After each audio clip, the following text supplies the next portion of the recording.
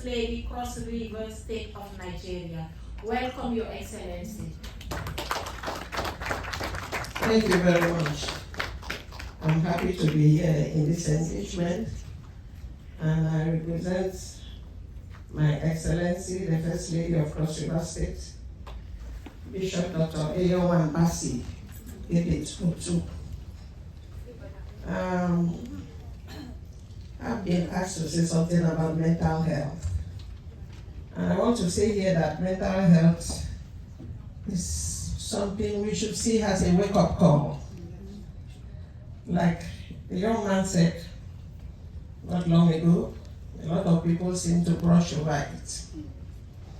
But mental health refers to a state of well-being in which individual can cope with the normal stresses of life. I give you a story. On Thursday, a young woman in Lagos on the Third Mainland Bridge in Nigeria cried out for the bus to stop, and she jumped out of the bus that she wants to kiss herself, only for her to jump into the river. Her intention was not to kiss herself. There was something, a burden she's carrying, and nobody felt about it. Nobody knew about it.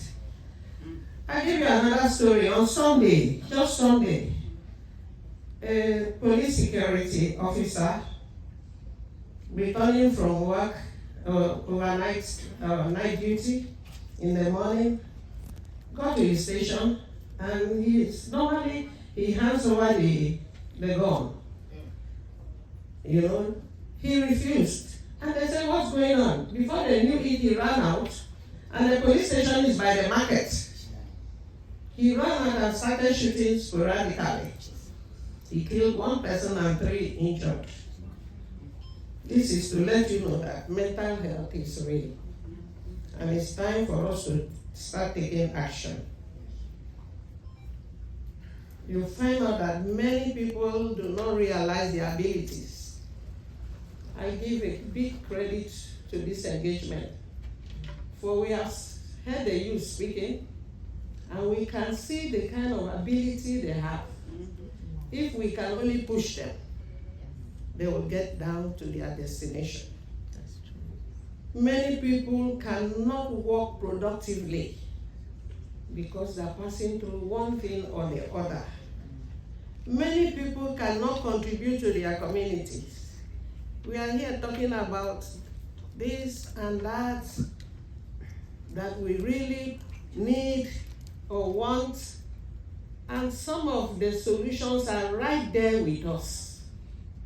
But because there's mental health barriers, we cannot produce.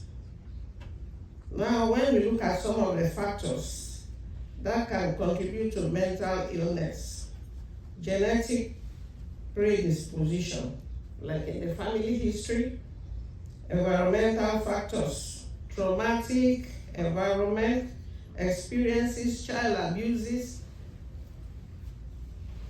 rape is something that in some culture is not regarded as a crime. If you go to the police station and say, my husband raped me, they say, go home, it's your husband.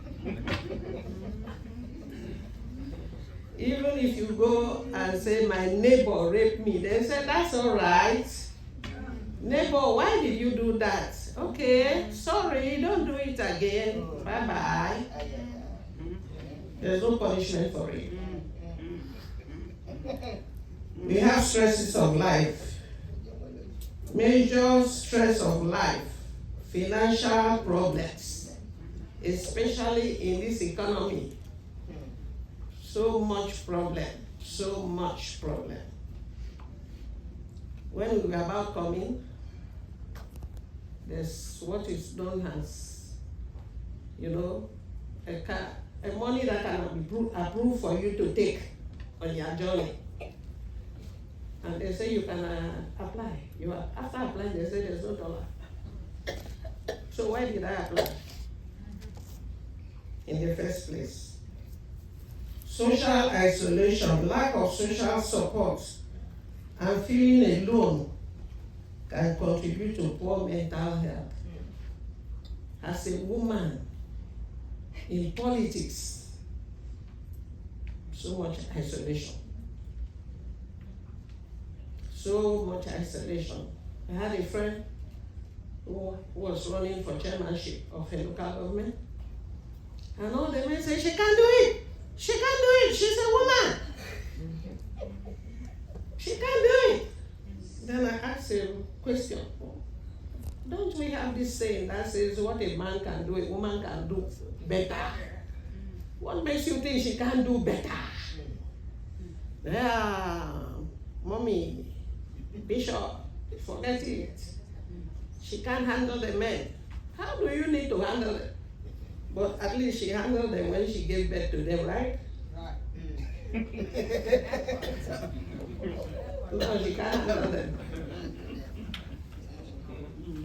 Discrimination and stigma, that is ongoing everywhere worldwide. Poverty and socio-economic is all over the place.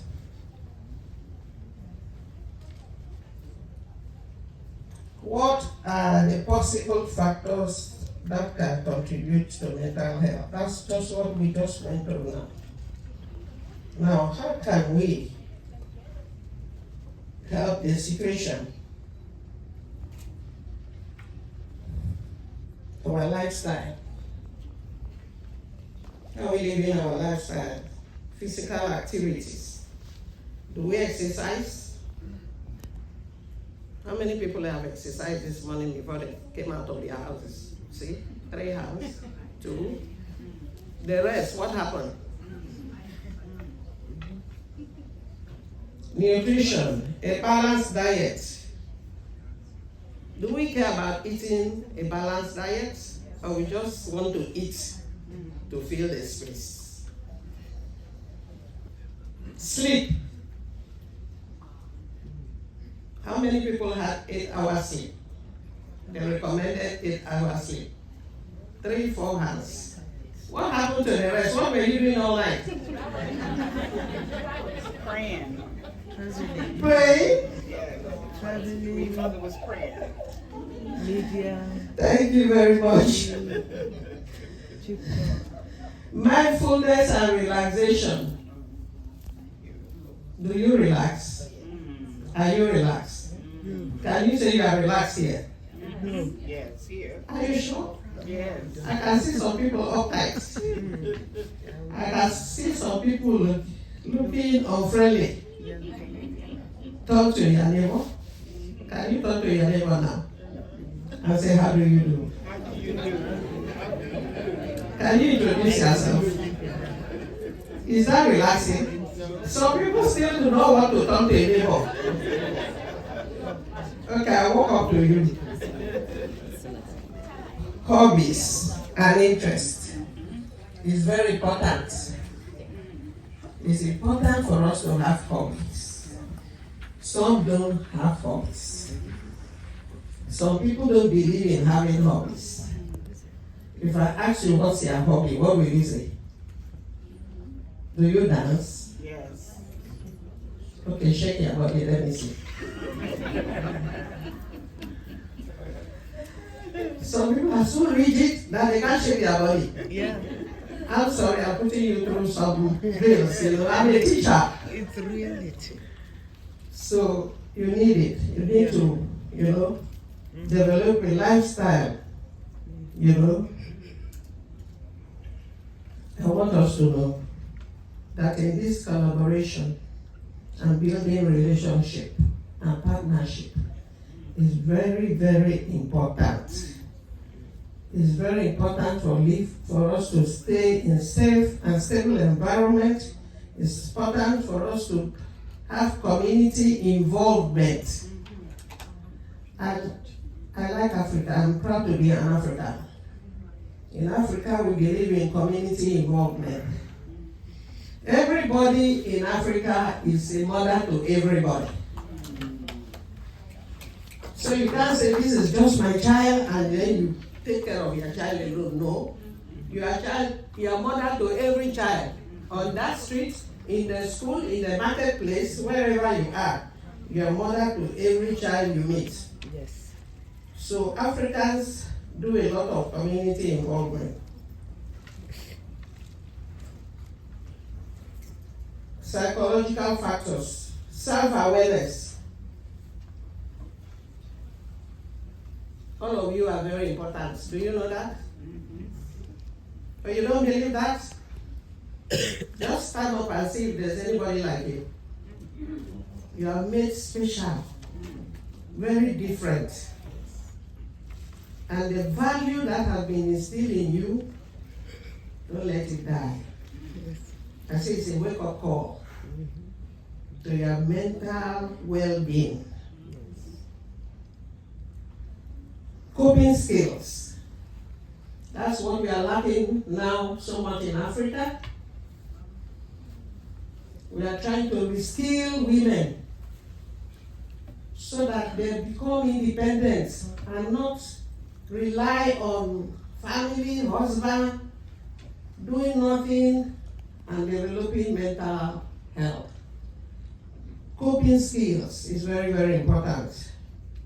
If we can develop some healthy, skills that people can be doing, cultivate a habit of doing something, think positively. I had one sister, every word that comes out of her mouth is no. Can't be done. Not possible. And we go to church together and we read and hear the word of God that says what is not possible with man can be possible with God. So when I asked her, you say it's not possible? She said, yes, not possible. Do you believe it's possible with God? Well, I think so. You think so?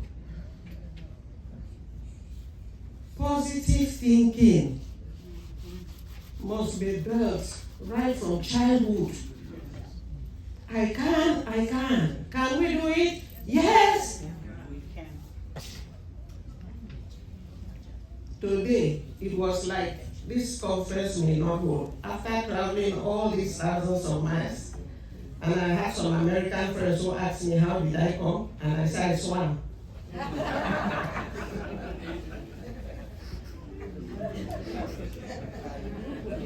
And then they said the conference will not hold. I said it will hold. What is important is not the UN building. What is important is the conference. What are we here to learn? And are we learning? Yes, I am. I've learned a lot within this space of time. We must build relationship. We are not created to be alone. My holy book tells me that God said it was not good for man to be alone. And that's why we come together. That's why we must push together. That's why we must achieve together. Collaboration is very, very important. Turn to your neighbor again. Say, I'm here for you. You are here for me.